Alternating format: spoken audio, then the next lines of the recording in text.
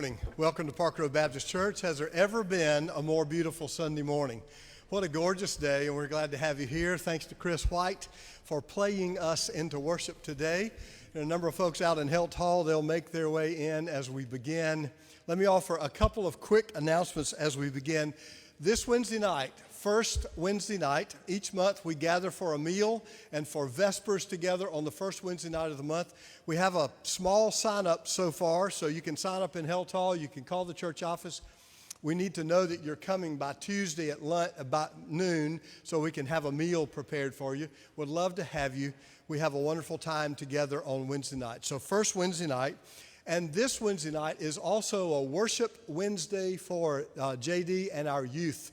JD's doing great work with our children and youth. They have been gathering on Wednesdays, even when we're not here. Had a great crowd this past Wednesday. This Wednesday will be a worship Wednesday for our youth. So join in, guys. We have some things coming up, a fall retreat for our youth. We have a corn maze coming up on October the 15th for our children.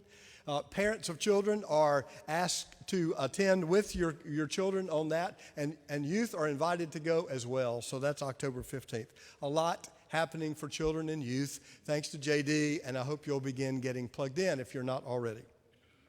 Amy and I are headed back to Spain next summer, and we're hoping some of you will choose to go with us and walk the last 72 miles of El Camino de Santiago. We had a group of 16 last summer. It was a fabulous experience, and we want to repeat that for a few more of you next year. You can sign up out in the Helt Hall. You can speak to Amy and me. We would love to have you join us for 5 days of walking along the 1,000-year-old pilgrimage called El Camino de Santiago. We're glad to have you.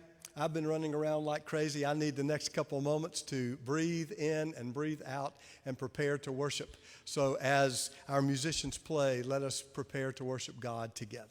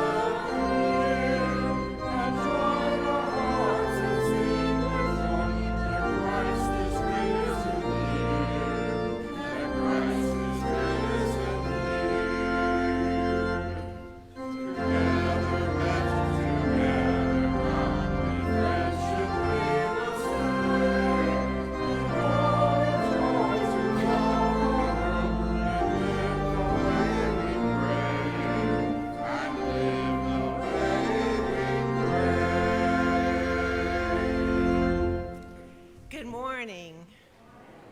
Please read with me the litany of worship.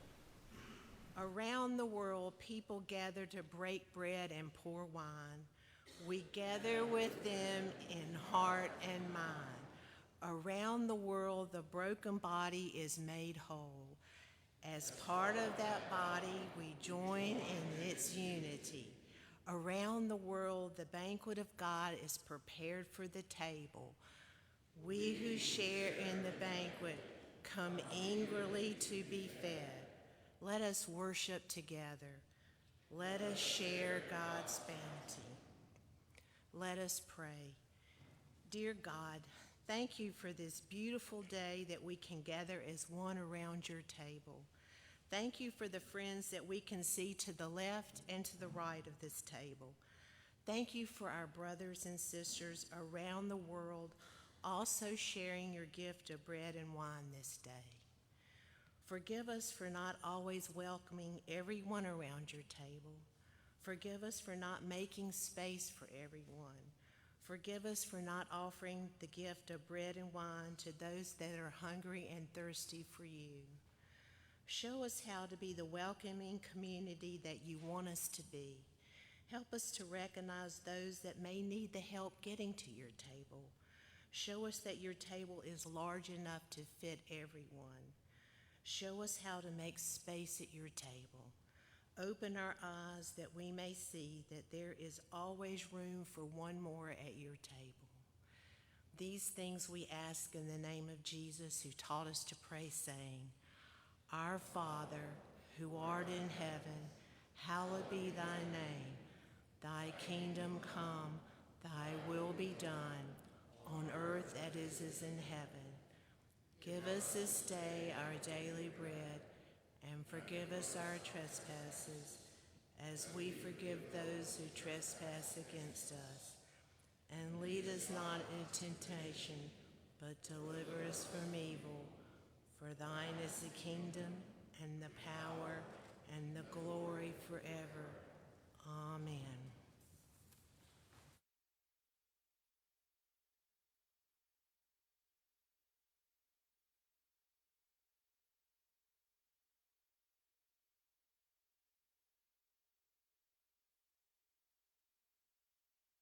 Hello. Okay. I'd like to invite our kiddos to come up front and join me.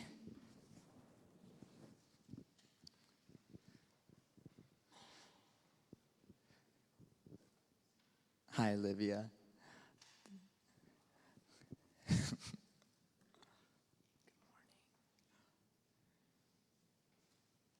Good morning.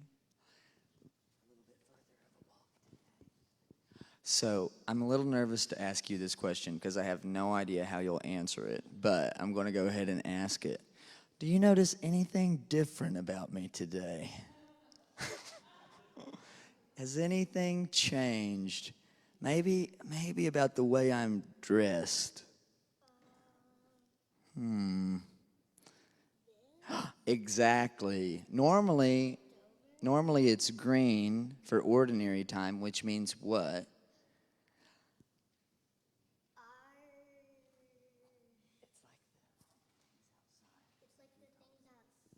Growth. It's where we grow. But today, what does it have on it? What does my stole have on it? It's white, and there are two pictures. Wheat and grapes, exactly, which represent bread and a juice, a drink. Yeah. Bread and juice. Today, Welch's juice. That's fantastic. So today we're having something called communion. The Lord's table, we have a few different ways of talking about it. Sometimes we call it Eucharist, Eucharizo, which means thanksgiving. We thank God for what we have. Sometimes Sometimes we call it communion because we come together as a community. All these people out here are gathered in with you and me. And sometimes we call it the Lord's Supper because we use it to remember all that Jesus has taught us and all that he did. Yes.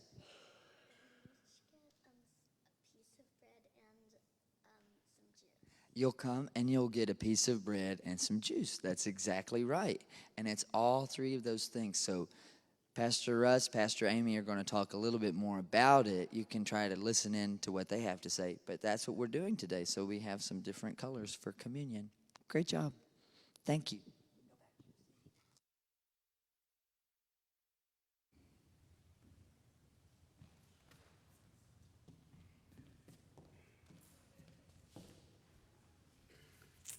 For those of you joining us online, I invite you to find a little something to eat, a little something to drink, and later on in the service, when we are sharing communion here, you can share it there with us as well. People are literally all over the country watching us today. Arkansas, Virginia, Florida, I can see them on my phone right now, and they're commenting, and they're in Charlotte, and it is a new day of widening our table in ways that I could have never even dreamed about, 4 years ago. Not even 25 years ago, just 4 years ago, but it is good to be community together. Today I'm going to read from the second chapter of the Acts of the Apostles. I'm not going to read the whole of it. I've put here just snippets from that chapter. And the part that I've left out, you can go back and read it this afternoon maybe. But the part that I've left out is basically Peter's sermon. And so Peter is preaching, and then after that preaching, this is as and during and after the preaching, this is what happens. Like, the Holy Spirit comes on and brings about the church, and it's an amazing thing, because how many of you have frequently been moved by our sermons so much that you change everything about who you are and how you live, and we become something wholly new because of preaching? Well, that happened for Peter. So here's snippets around Peter's sermon to let you know what happened to that community that day. When the day of Pentecost had come, Peter, standing with the 11, raised his voice and addressed them. Now when they heard Peter's message, they were cut to the heart. And those who welcomed his message were baptized. And that day about 3,000 persons were added. They devoted themselves to the apostles' teaching and to fellowship and to the breaking of bread and the prayers. All came upon everyone because many wonders and signs were being done by the apostles. All who believed were together and had all things in common. They would sell their possessions and goods and distribute the proceeds to all as any had need. Day by day, as they spent much time together in the temple, they broke bread at home and ate their food with glad and generous hearts, praising God and having the goodwill of all the people. And day by day, the Lord added to their number those who were being saved. You've heard the ancient story. If you'll notice, I failed to put that I'm going to preach a sermon right here. And because of what happened on that day, I would hate to miss an opportunity for you to hear this powerful, life-changing word. If I can extend last week's theme for just a bit, scarcity and abundance. Last week we had the story of manna from heaven for the children of Israel who wandered in the wilderness. And there was always enough manna. And then we had that troublesome story from Matthew's gospel of the day laborers who all get paid the same amount of money no matter how long they worked. All day or 1 hour, they all earned a day's wage, which on the surface seems totally unfair until we understand God's economy. God's economy is one of abundance. And we have a hard time living into that because we are so immersed in a mindset and a culture that perpetuates scarcity. It's hard for us to remember that abundance is our story. This passage today from the Acts of the Apostles is truly one of my favorites. It paints a picture of an undivided community Wow, that sounds great. The community where everybody looked out for each other. A community where there was always enough because of the abundance of sharing and the abundance of taking care of each other and the abundance of tending to each other. And when you let your mind begin to imagine what it would be like if we had everything in common and we shared our lives in generous ways and we even shared the intimacy of meals together, it would only seem logical that there would always be enough, and not just enough, but an abundance, even flowing out of that, of health care and education and companionship and food. So this would have not been good just for their physical well-being, but imagine the mental and emotional health uptick that would come with this kind of community. I also picture an abundance of laughter and an abundance of tender, loving care. So what happened? What happened to that ideal picture? For me, this story today is way more beautiful than the Garden of Eden in all of its perfection as painted in the creation narrative in Genesis 1. I'll tell you what happened. People happened. In all of our failures, in all of our mistakes, in all of our pettiness, and all of our grievances, it's the same thing that happened in the creation narrative. People got in the way. We have this perfect picture, and it is impossible to live up to it. And yet, how many churches will you pass on your way home today? Church after church after church. Sanctuary after sanctuary after sanctuary. Warehouses and storefronts and home living rooms, all being used for worship. Many, if not most of those today, sharing a table just like the one we have set here. People all over the world today gathering in yet one more attempt to get it right. It's why we'll come back next week too. One more attempt to get it right. And guess what?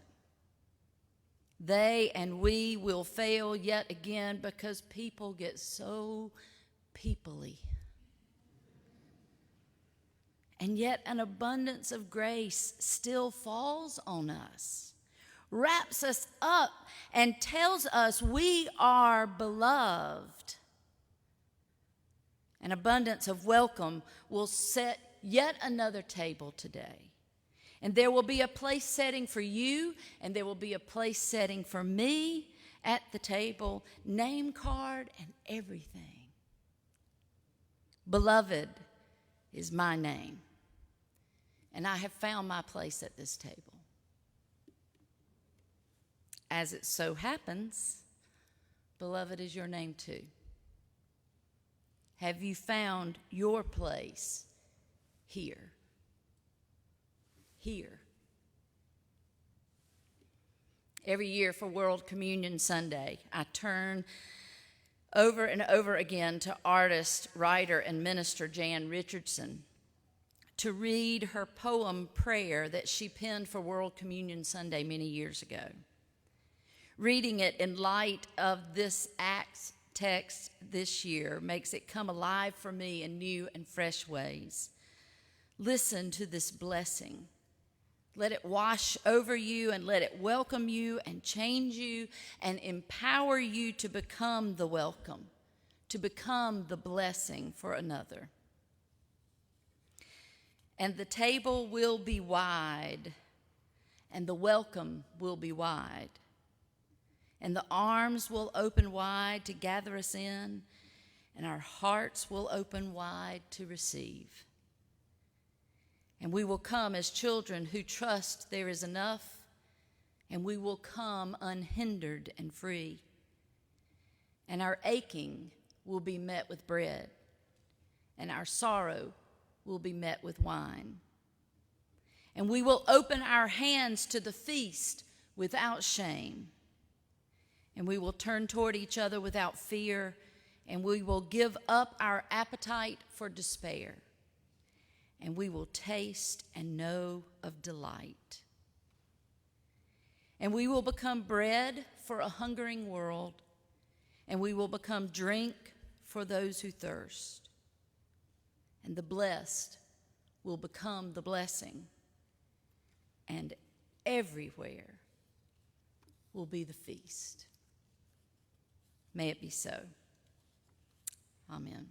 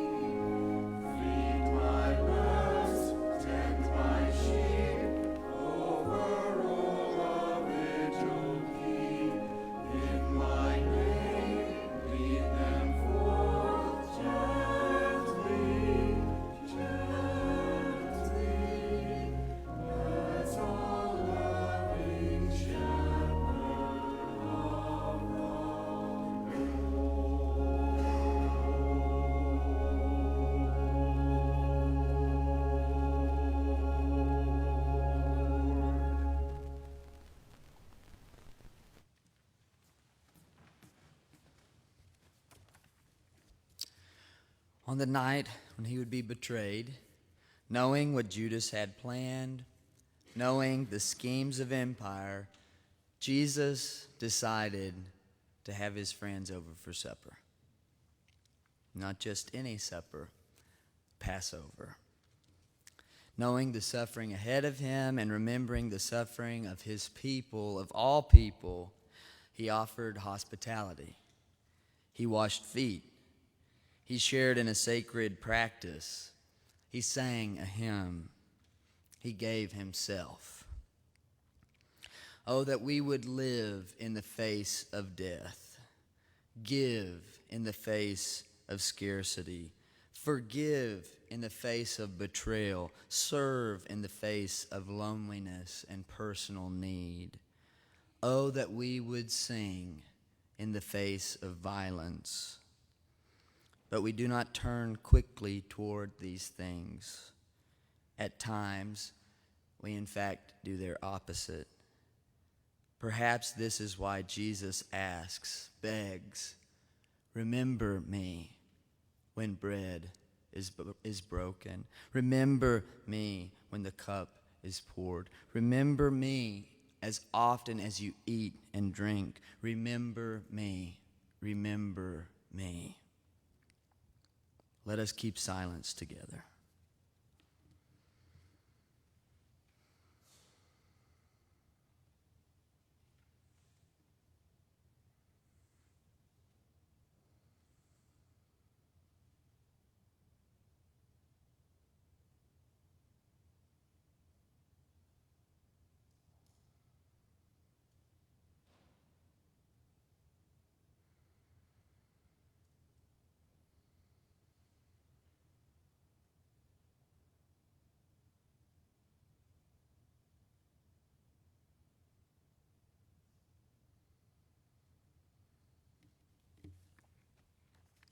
Join me as we offer our prayer of confession.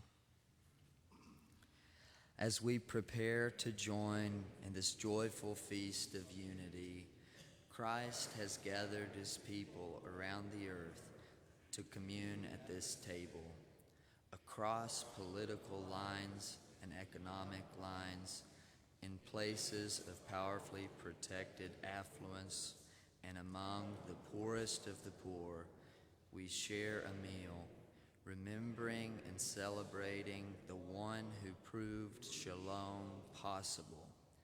And so come, you from the east and you from the west, from the north and from the south.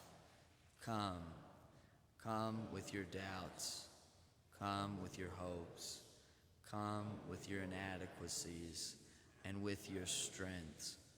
Come, for this is a table where all are invited and all are welcome. You are loved and you are forgiven, so be at peace.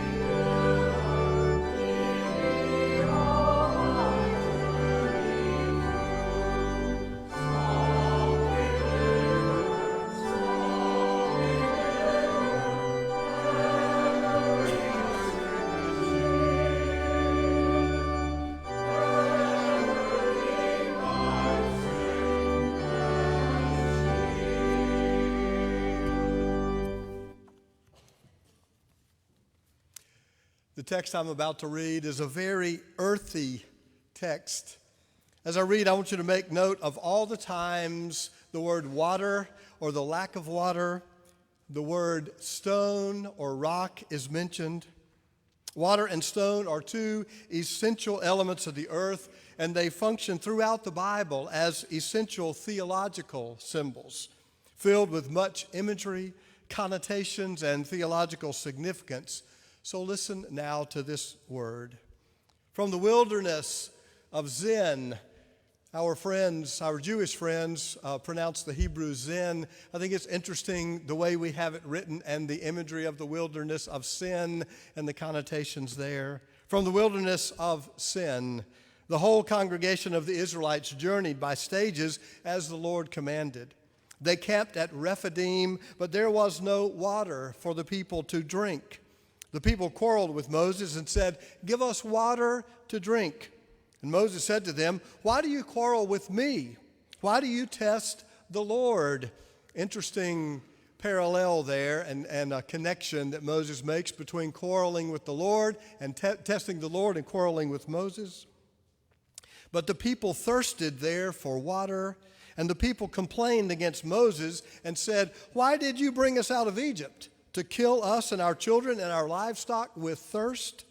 So Moses cried out to the Lord, "What do I do with this people? They are almost ready to stone me."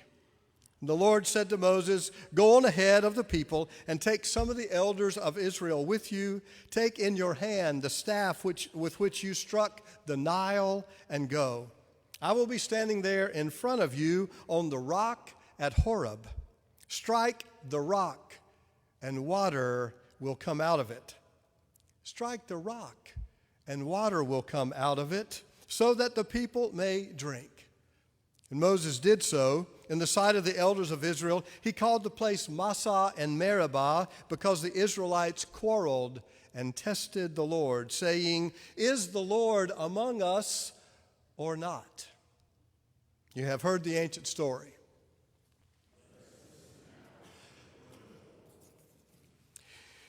It is the whole question of faith in 7 simple words. Is the Lord among us or not?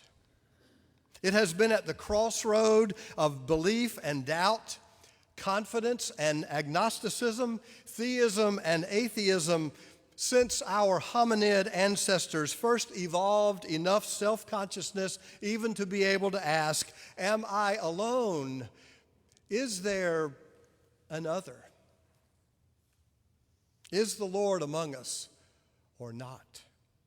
The question is being asked in unprecedented ways in our country today. And while many are not walking away from faith, only the failures of the church, those people-y people, the scandals that will not go away, many are, in fact, walking away from belief. Walking away because God, as the church speaks of God, just no longer makes sense in this world to them. God, as they understand what that word means, can no longer make any difference in their lives or in their world. We must find a new way. The church must find a new way to speak of God, a new way to tell today's story, which has one central, symbolic, metaphorical affirmation.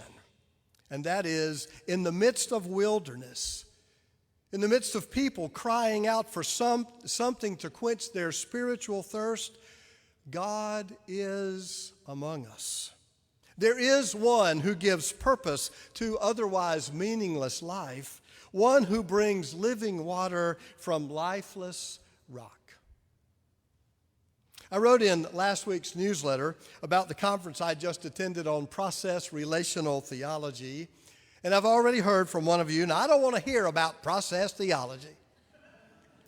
And I reminded Debbie that I've been preaching process theology. Excuse me, Debbie. I reminded Debbie that I've been preaching process theology for 20 years. I just haven't always known to call it that. Now, I promised her, and I will promise you, that I will not bore you with some of the frontiers of process theology. The metaphysics of exotheology and panpsychism and theories of consciousness that I hardly understand at all. But I will not be able to refrain from sharing with you what I have learned, because I will tell you with no hesitation that after last week, I have more excitement about God, and more enthusiasm for Christianity, and more hope for the future of faith, because of the way process relational theology can help us hear the word God anew, the way it can help us to hear the truth of these stories. I have more hope than I've had in a very long time. And it comes together for me today, right here at this table. For the heart of process theology, my own theology, is the firm conviction that far from being only an absolute and almighty sky God, as one theologian names the old divinity, a God who is only out there and far away, for process relational theology, God is in the process of the whole universe, from the vastness of infinite space and all the way down. Now, that's a popular process phrase, which means all the way down into matter, all the way down to the unseen essence, the movement, the spirit that is everywhere in this world. From the vastness and all the way down, God is in the process. Now, if you would prefer to hear that from the Bible, let me quote Paul in Ephesians 4, who said to the ancient church at Ephesus, God is above all, and through all, and in all. One of the fathers of this theology is a French Jesuit priest whose career as a paleontologist took him into the depths of fossils and deep time. But even as Pierre Teilhard de Chardin's work as a scientist convinced him of the essential tenets of evolution and quantum science, that science led him to a faith deeper and deeper into the God who is above all and through all, and in the process all the way down in all. Teilhard said there is a communion with God and a communion with earth and a communion with God through earth. So as we come to a table today filled with earthy things, simple bread and the fruit of the vine, let us profess our faith that even here, even now, in earthly things, the Lord is among us. May it be so. Amen.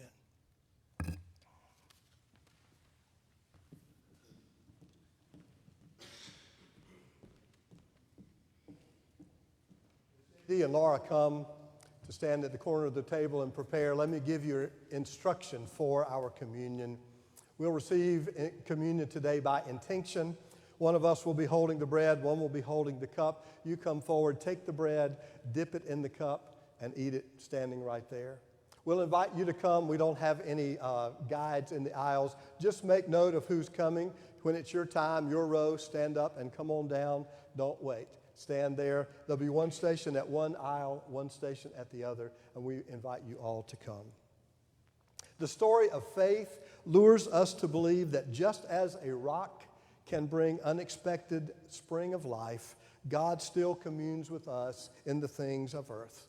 So today, welcome to a table of earthy, holy things that remind us that on the night Jesus was betrayed, gathered with his friends, he took a loaf of bread, and he broke it, and he blessed it. And as they looked back on that night, what they remembered were the words, "This is my body, broken for you." And on that same night, Jesus took a cup, he poured it, he passed it around to all of his disciples, and he said, "Every time you drink of this, remember me. This is the cup of the new covenant. Remember me every time." Welcome to the table.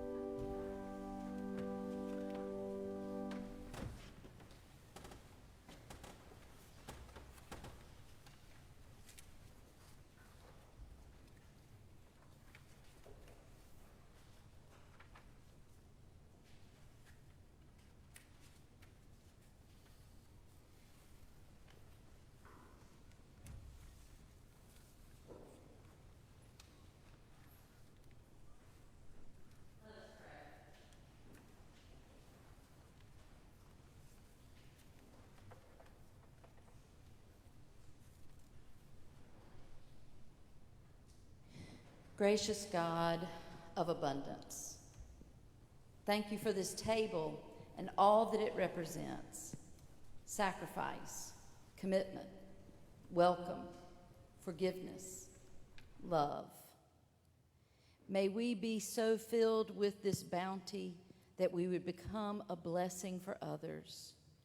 And just as you show no partiality, let us be that welcoming, that loving, and that forgiving.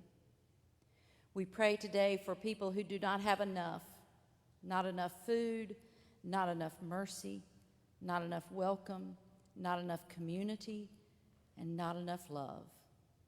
As we have received abundance, let us live out of it. To your glory we pray. Amen.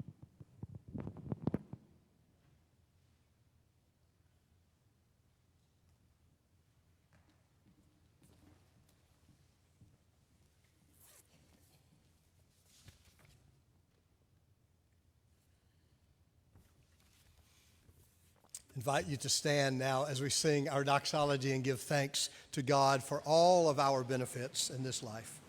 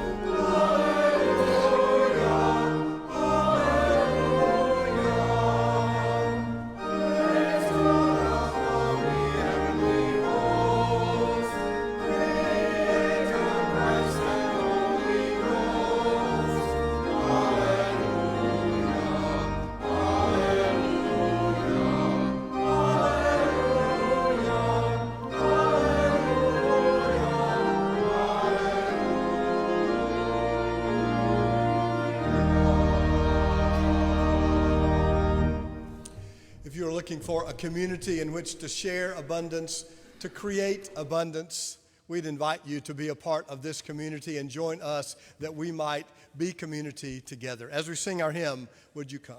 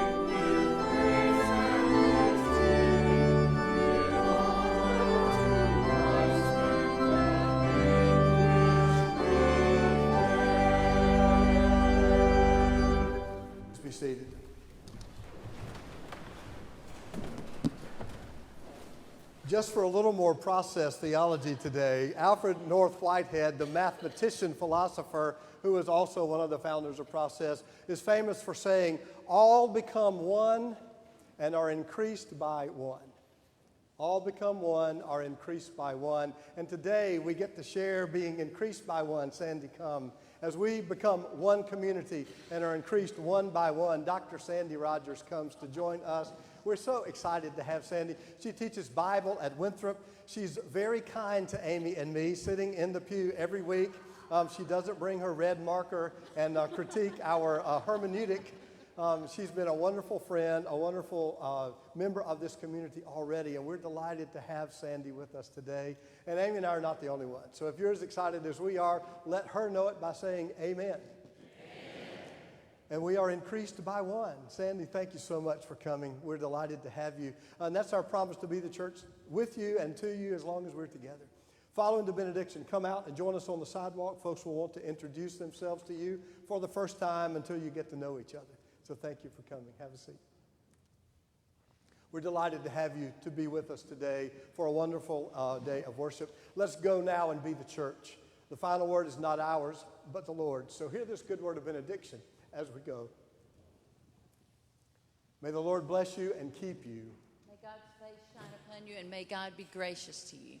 May God give you grace this day to love with all your heart, that you might do justice, to love with all your soul, that you might show mercy, to love with all your mind, that you might walk humbly with your God. As you go into the world this day, dear friends, love the Lord your God with all your strength. And love your neighbor as yourself.